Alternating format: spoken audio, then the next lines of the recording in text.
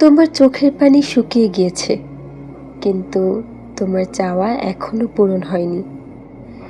তোমার মনে প্রশ্ন জাগে, আল্লাহ কি আমার দোয়া শুনছেন না? আল্লাহু আল্লাহু আল্লাহু আল্লাহ।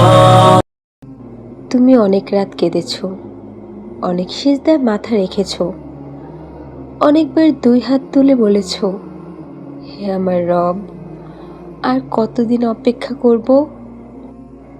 তোমার চোখের পানি শুকিয়ে গিয়েছে, কিন্তু তোমার চাওয়া এখনো পূরণ হয়নি। তোমার মনে প্রশ্ন জাগে, আল্লাহ কি আমার দোয়া শুনছেন না?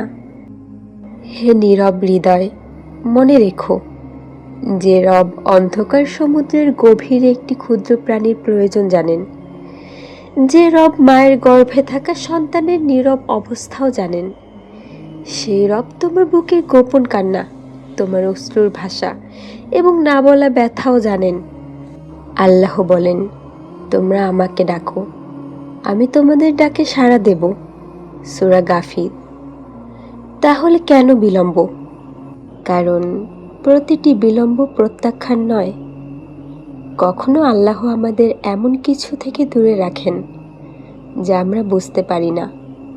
আবার কখনো তিনি আমাদের ধৈর্য, ঈমান ও তার নৈকট্যের মাধ্যমে আরও উত্তম কিছু দান করার জন্য অপেক্ষা করান। নবী আইয়ুব আলাইহিসসালাম দীর্ঘ সময় কঠিন পরীক্ষার মধ্যে ছিলেন। তিনি তার রবকে ছেড়ে যাননি, বিনয় ভরে প্রার্থনা করেছিলেন, নিশ্চয়ই আমি কষ্টে আক্রান্ত হয়েছি, আর আপনি তো সর্বাধিক দয়ালু। আর আল্লাহ তার দোয়ায় সাড়া দিয়েছিলেন। নবী ইয়াকুব আলাইহিসসালাম বছরের পর বছর তার প্রিয় পুত্র থেকে বিচ্ছিন্ন ছিলেন। তার চোখ অশ্রুতে সাদা হয়ে গিয়েছিল, তবুও তিনি আশা হারাননি। তিনি বলেছিলেন, আমি আল্লাহর রহমত থেকে নিরাশ হই না। আজ তোমার জীবনে যা অসম্ভব মনে হচ্ছে, তোমার রবের কাছে তা অসম্ভব নয়। তাই দোয়া করা বন্ধ করো না। তুমি হয়তো বলো, আমি 1000 বার চেয়েছি। তোমার রব বলেন না, তুমি কেন এলে? বরং বান্দার ফিরে আসা, তার কাছে হাত বাড়ানো, তার কাছে নিজের অসহায়ত্ব স্বীকার করা, এগুলো ইবাদতের অন্যতম সুন্দর প্রকাশ। আমাদের প্রিয় নবী সাল্লাল্লাহু আলাইহি ওয়াসাল্লাম বলেছেন, দোয়াই হলো ইবাদত। তাই তোমার সিজদাকে ছোট করে দেখো না, তোমার অশ্রুকে মূল্যহীন মনে করো না। যে রাত তুমি মানুষকে না জানিয়ে শুধু আল্লাহকে তোমার ব্যথা বলেছ, সেই রাত কখনোই অর্থহীন নয়।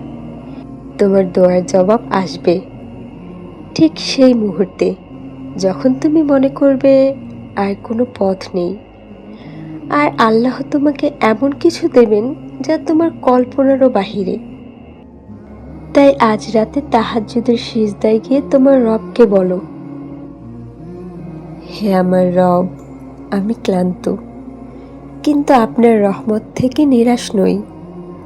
আমার হাত শূন্য হতে পারে, কিন্তু আপনার ভান্ডার কখনো শূন্য নয়।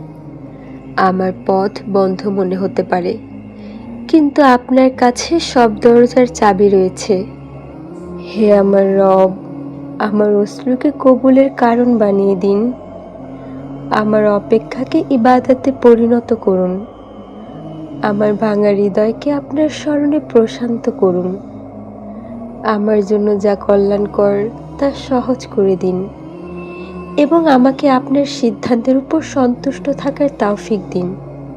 মনে রেখো, কোনো সিজদাই বৃথা যায় না, কোনো অশ্রু আল্লাহর অজানা নয়, কোনো দোয়া তার জ্ঞানের বাহিরে হারিয়ে যায় না। তাই আল্লাহর দরজায় কড়া নাড়া বন্ধ করো না, কারণ তুমি যে দরজায় দাঁড়িয়ে আছো সেটি দুনিয়ার কোনো মানুষের নয়, সেটি তো সেই রবের দরজা, যিনি বলেন, নিশ্চয়ই আল্লাহর রহমত সৎকর্মপরায়ণদের নিকটবর্তী। আজ যদি তোমার দোয়া কবুলের সময় নাও এসে থাকে, তবুও তোমার রবের দিকে ফিরে যাওয়ার প্রতিটি মুহূর্ত মূল্যবান। তাই কেঁদে নাও, সিজদায় লুটিয়ে পড়ো, আবার হাত উঠাও, কারণ একজন মুমিনের সবচেয়ে সুন্দর পরিচয় হলো সে হার মানলেও রবের দরজায় যাওয়া ছেড়ে দেয় না। হয়তো তোমার আগামীর আলহামদুলিল্লাহ আজকের ধৈর্যের ঠিক পরেই অপেক্ষা করছে। মহান রাব্বুল আলামিন তোমার হৃদয়কে প্রশান্ত করুন, তোমার দুঃখ দূর করুন।